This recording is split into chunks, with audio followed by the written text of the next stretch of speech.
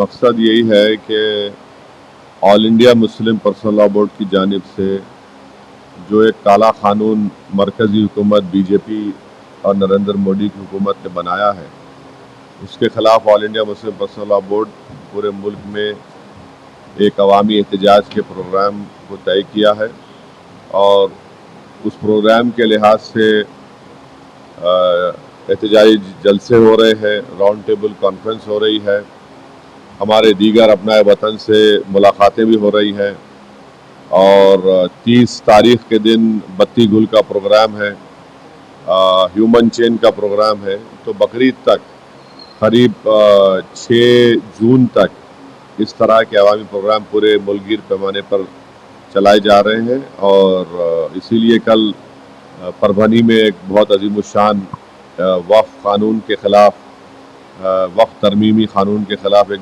जलसे-आम भी हुआ है और आज मालेगांव में ख़वातीन का एक प्रोग्राम होगा और फिर कल जलसे-आम भी होगा। हमारे कासिम रसूल साहब तर्जुमान है all India Muslim personal law board के, वो भी आए हैं। तो आप हम दोनों से सवाल कर सकते हैं, मुझसे करके मेरे को छोड़ दो, आप मेरे को जाने का है ज़रा। क्या लगता है बिल वापस होगा, इसके लिए जो मेहनत की जाएगी? नहीं, इंशाल्लाह हमारा तो डिमांड पर्सनल लॉ बोर्ड का एक ही मुतालबा है, ये वक्फ तरमीमी कानून जो बनाया गया है ये हमारे आइन के चैप्टर 3 फंडामेंटल राइट्स का वायलेशन करता है, चाहे वो दफ़ा 14 हो, 15 हो, 25 हो, 26 हो, 29 हो। और दूसरी बात यह है कि क़ानून के ज़रिए से नरेंद्र मोदी की हुकूमत मुसलमानों की ईमान पर, मुसलमानों की मस्जिदों पर, दरगाहों पर, खानखाहों पर, इमाम बाड़ों पर एक हमला कर रही है और इस कानून बनाने का मकसद वक्फ की जायदाद को बचाना नहीं है बल्कि वक्फ की जायदादों को मुसलमानों से छीनना है। मकसद ये नहीं है कि वक्फ की जायदाद की आमदनी में इजाफा हो बल्कि जो काबिज हैं, लैंड ग्रैबर है, उनको मालिक बनाना है। तो हमारी कोशिश चल रही है, इंशाअल्लाह अल्लाह की ज़ात से पूरी उम्मीद है कि इंशाअल्लाह ये कानून को वापस लेना पड़ेगा। जिस तरह नहीं, अभी कासिम रसूल साहब से पूछ लीजिए, पॉलिटिकल मत करिए।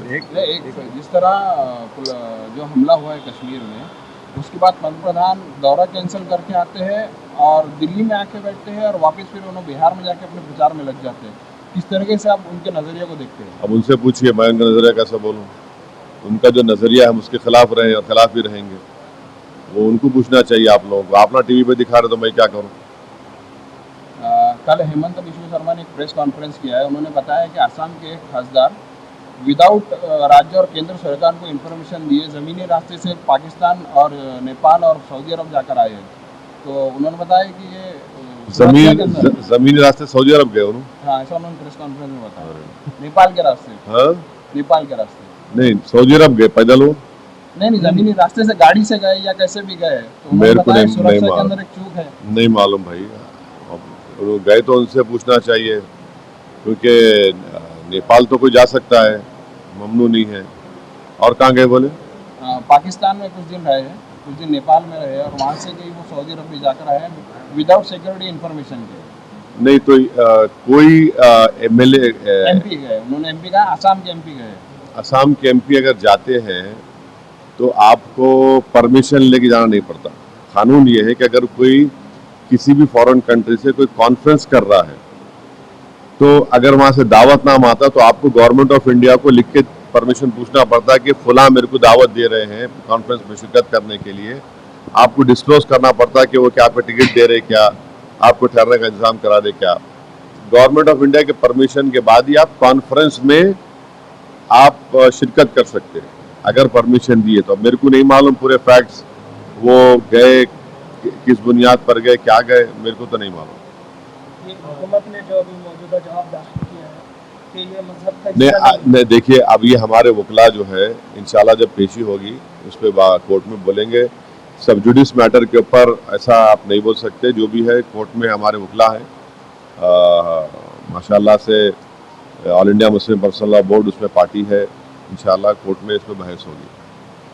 सर, आमखास मैदान में 28 तारीख को जलसा होने वाला था, पोस्टपोन हो गया, तो उसकी तारीख तय हुई है सर? अब ये नहीं मालूम, ये तो मुकामी मुंतज़मीन से आपको पूछना पड़ेगा, मेरे को नहीं मालूम।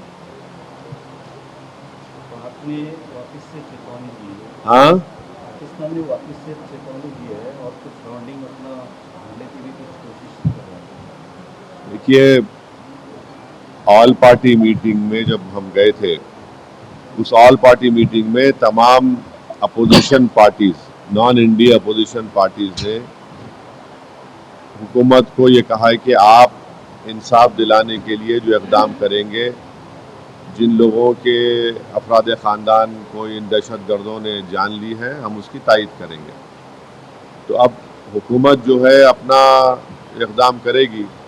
अब पाकिस्तान जो ये बातें कर रहा है, पाकिस्तान को ये नहीं मालूम, ये मालूम होगा उन लोगों को कि उनका जो सालाना बजट है वो हमारे मिनिस्टर ऑफ डिफेंस के बराबर नहीं है।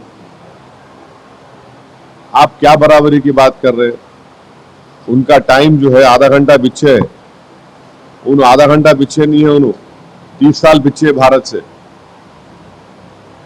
तो ये उनके पास ही बहुत बड़े मसले मसाइल है। बलूचिस्तान में टीटीपी का मसला है, आप उसको देखो। आप जो दहशत गर्दों को वहाँ पर पनाह दे रहे हैं, उनकी ट्रेनिंग कर रहे हैं और उनको हमारे वतन अज़ीज़ में भिजाकर मासूम लोगों का खून बहा रहे हैं, ये सरासर गलत है, ये दहशत गर्दी है। और आप अंदाज़ा लगाइए कि 26/11 का वाक़या मुंबई में हुआ था। एक एक्यूज़ है जिसके ऊपर अमेरिका ने भी एक सैंक्शन लगाया, उसका नाम ज़कीउर रहमान लखवी है। उन्हें जेल में रह के बच्चे पैदा करा, उन्हें कोई जेल में रह के बच्चे पैदा करता क्या? बोलो आप मेरे को। आप प्रमोट कर रहे दहशत गर्दों को वहां पे रह के हमारे मुल्क के खिलाफ, तो कोई मुल्क क्यों खामोश बैठेगा? और आप तो सरासर नाइंसाफी कर रहे हैं, मजहब का नाम पूछकर आप गोली मार रहे हैं। इनकी आइडियोलॉजी में और आईसिस की आइडियोलॉजी में कोई फर्क नहीं है। बिलाल भुट्टो ने कहा है कि हाँ, बिलाल भुट्टो ने कहा है कि पानी अगर बंद करेंगे तो खून की नदियां बहेगी। छोड़िए ना, बचपने की बातें नहीं करना। उनके नाना से क्या हुआ था उनको नहीं मालूम, उनकी वालदा से क्या हुआ था उनको नहीं मालूम। उनकी वालदा को दहशतगर्द मार दिया, तो कम से कम उन्होंने तो ये बात नहीं करना। आप किससे बात कर रहे हैं? आप क्या बोल रहे हैं? आपको अंदाजा भी है